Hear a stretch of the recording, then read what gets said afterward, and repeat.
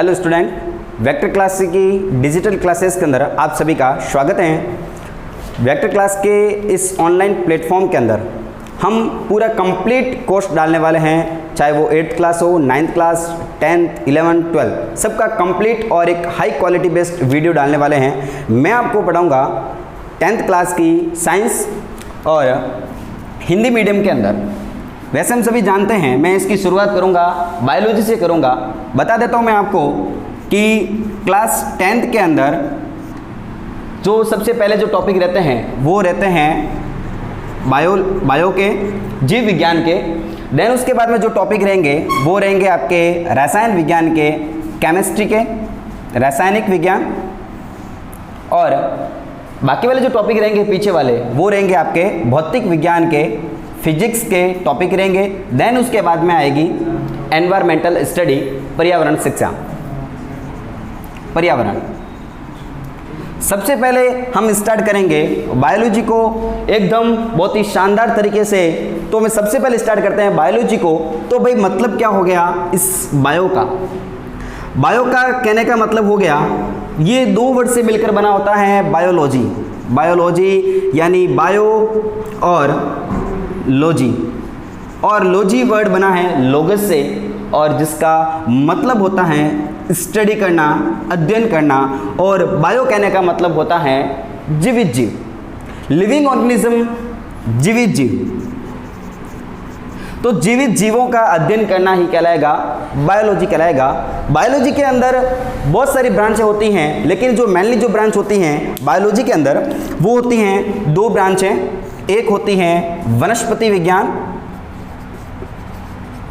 और सेकंड होती है प्राणी विज्ञान। वनस्पति विज्ञान के अंदर हम, जैसे नाम से पता चल रहा है कि हम इसके अंदर वनस्पति का अध्ययन करेंगे, पेड़ पौधों का अध्ययन करते हैं डिटेल के अंदर। और प्राणी विज्ञान यानी इसके अंदर हम प्राणियों का, एनिमल्स का, जंतुओं की स्टडी करते हैं। तो जो भी अपना बायोलॉजी का 10th क्लास के अंदर जो पोर्शन रहेगा वो रहेगा आपका चैप्टर नंबर 1 और 2, 3 और 4, 4 चैप्टर रहेंगे बायोलॉजी के। सबसे पहले मैं स्टार्ट करता हूं 2nd चैप्टर, मानव तंत्र, ह्यूमन सिस्टम।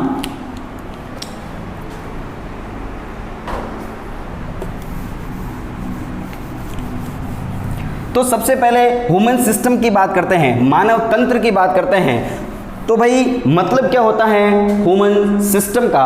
तो भाई कोई ह्यूमन बॉडी है, अगर कोई भी ह्यूमन बॉडी है, उस ह्यूमन बॉडी को अगर हम देखते हैं तो हम सभी ह्यूमन बॉडी बने होते हैं छोटी छोटी सेल से, जिसको बोलेंगे हम कोशिका बोलते हैं। हम सभी बने होते हैं, मिलकर बने होते हैं एक छोटी छोटी कोशिका से। और बहुत सारी अगर कोशिका को हम मिला दिया जाए, बहुत सारी कोशिका को अगर मिला दिया जाए तो बन जाता है उसके अंदर ऊतक बन जाते हैं, टिश्यू बन जाते हैं। और बहुत सारे टिश्यू को अगर मिला दिया जाए तो हमारे बॉडी के अंदर बनेंगे तंत्र बनेंगे, और उन्हीं तंत्र की स्टडी करेंगे हम इस वाले चैप्टर के अंदर। कौन कौन से ऐसे तंत्र हैं ह्यूमन बॉडी के अंदर? तो सबसे पहला जो तंत्र हो गया वो हो गया पाचन तंत्र, श्वसन तंत्र हो गया, उत्सर्जन तंत्र और जनन तंत्र, अंतःस्रावी तंत्र, और भी बहुत सारे तंत्र होते हैं, कार्डियोवैस्कुलर तंत्र, मस्कुलर पेशीय तंत्र, मस्कुलर सिस्टम। हम इन सभी के बारे में एक डिटेल के अंदर कॉन्सेप्ट क्लियर करने की कोशिश करेंगे। तो मैं बता देता हूं आपको कि बहुत सारी छोटी छोटी सेल, बहुत सारी छोटी छोटी कोशिकाएं, और इनसे ही मिलकर बनी होती है हमारी पूरी बॉडी। बहुत सारे अगर कोशिकाओं को अगर मिला दिया जाए तो बनेगा ऊतक, बनेगा टिश्यू, बनेगा, और टिश्यू से बनेगा तंत्र, और तंत्र आगे जाकर बहुत सारे अगर तंत्र को मिला दिया जाए तो बन जाएगी पूरी बॉडी, बन जाएगी पूरा शरीर बन जाएगा। तो हम सबसे पहले इस तंत्र की बात करते हैं। वैसे सेल के बारे में आपने पढ़ रखा होगा पहले छोटी वाली क्लासेस के अंदर। मैं सबसे पहले स्टार्ट करता हूं पाचन तंत्र को स्टार्ट करता हूं। एक बार मैं बता देता हूं कोशिका के बारे में। कोशिका यानी शरीर की संरचनात्मक व क्रियात्मक इकाई, शरीर की संरचनात्मक व क्रियात्मक इकाई, संरचनात्मक व क्रियात्मक इकाई कहते हैं इसको। आप सभी को पता होगा इसकी खोज रॉबर्ट हुक ने की थी, एंटवान लीवेनहॉक ने इसकी लिविंग कोशिका की खोज की थी। खैर उसके बारे में हम स्टडी नहीं करेंगे। सबसे पहले मैं स्टार्ट करता हूं पाचन तंत्र, डाइजेस्टिव सिस्टम के बारे में। तो मानव तंत्र के अंदर भी सबसे जो अपना पहला वाला जो तंत्र रहेगा वो रहेगा मानव तंत्र, और उसके अंदर रहेगा पाचन तंत्र, डाइजेस्टिव सिस्टम।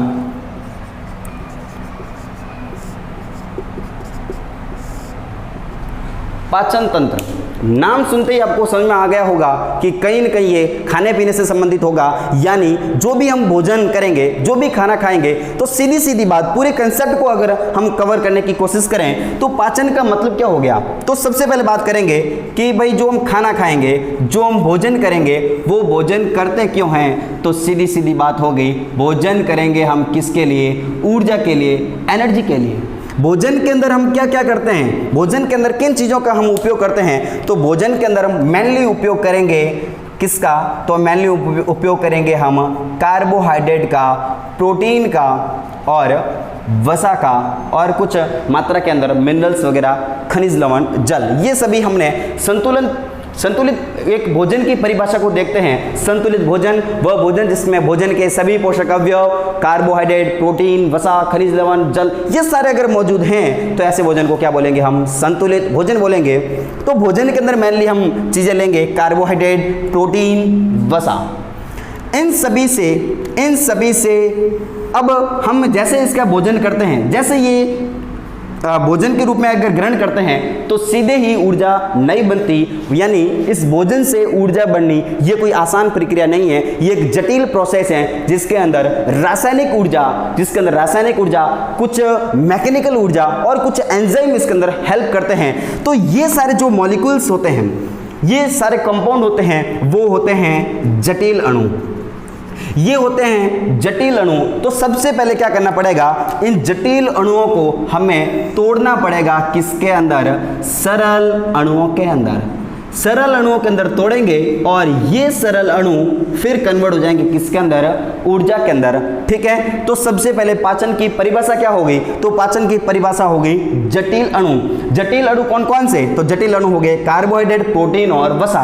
जटिल अणु को अवशोषण योग्य सरल अणुओं के अंदर तोड़ना क्या कहलाएगा, पाचन कहलाएगा। तो इसकी मैं परिभाषा लिखता हूं। परिभाषा क्या होगी इसकी, बिल्कुल ही कंसेप्ट को समझना है, चीजों को रटने की कोशिश नहीं करेंगे। अगर आपने कंसेप्ट को पढ़ लिया, मैं गारंटी से कह सकता हूं कि आपको बायोलॉजी से मोहब्बत होने लग जाएगी एक बार। ठीक है, तो सबसे पहले बात करेंगे हम पाचन तंत्र की। तो पाचन तंत्र, सबसे पहले परिभाषा को देखते हैं कि पाचन की परिभाषा का मतलब क्या हो गया, यानी जटिल अणु।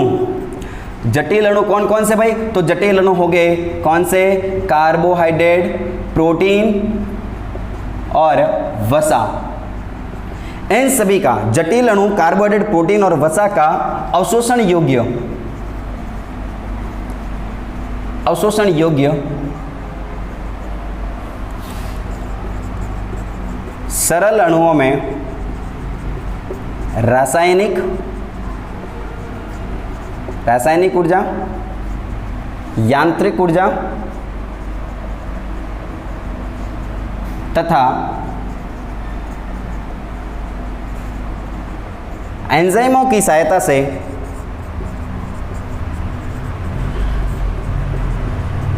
से तोड़ना